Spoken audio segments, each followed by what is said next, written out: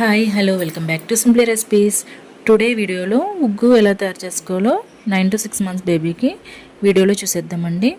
ముందుగా ఒక గ్లాస్ తీసుకుని రైస్ తీసుకోవాలండి. ఏ గ్లాస్తో అయితే రైస్ తీసుకుంటున్నామో అదే హాఫ్ గ్లాస్తో మిగతా పప్పులు అనేవి కూడా తీసుకోవాలి. నేనైతే 15 daysకి సరిపడా ఉగ్గు తయారు చేసుకుంటున్నాను. మీరు కావాలనుకుంటే ఇంకా 1 monthకి సరిపోయేంత కూడా వేసుకోవచ్చండి. కొంచెం పెద్ద గ్లాస్ తీసుకుని ఇప్పుడు ఇందులో పెసరపప్పు, మినప్పప్పు, పల్లీలు, కందిపప్పు, ఎర్ర కందిపప్పు, బియ్యం, శనగపప్పు, బాదం వేసుకోవాలండి.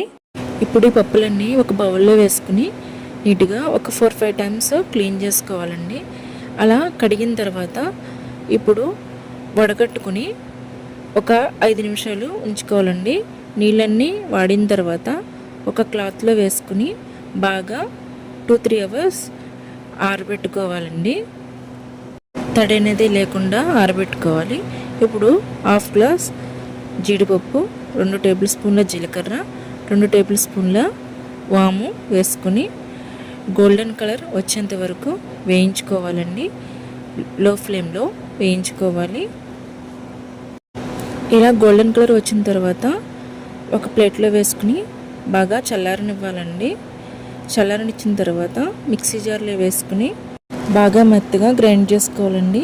ఒకేలా మీకు బరకగా వచ్చినట్లయితే మళ్ళీ మీరు ఒకసారి జల్లెడ పట్టుకుంటే మెత్తగా వస్తుంది. ఈ పిండిని గాలి వెళ్ళని కంటైనర్లో వేసుకుని స్టోర్ చేసుకోవాలి. ఇప్పుడు ఉగ్గు ఎలా ప్రిపేర్ చేసుకోవాలో చూసేద్దాం. ఒక గ్లాస్ వాటర్కి 1 స్పూన్ వేసుకుని కలుపుకోవాలండి. మామూలు వాటర్లోనే కలుపుకోవాలండి. వేడి వాటర్లోనే కలిపితే ఉండలుగా వచ్చేస్తాయి. ఇలా స్టవ్ మీద పెట్టుకుని దగ్గరగా అయ్యేంత వరకు ఉడికించుకోవాలండి. మీకు నచ్చినట్లయితే నెయ్యి వేసుకోండి, లేదంటే స్కిప్ చేయండి. ఈ వీడియో కనుక మీకు నచ్చినట్లయితే లైక్ చేయండి, షేర్ చేయండి, సబ్స్క్రైబ్ మాత్రం మర్చిపోకండి.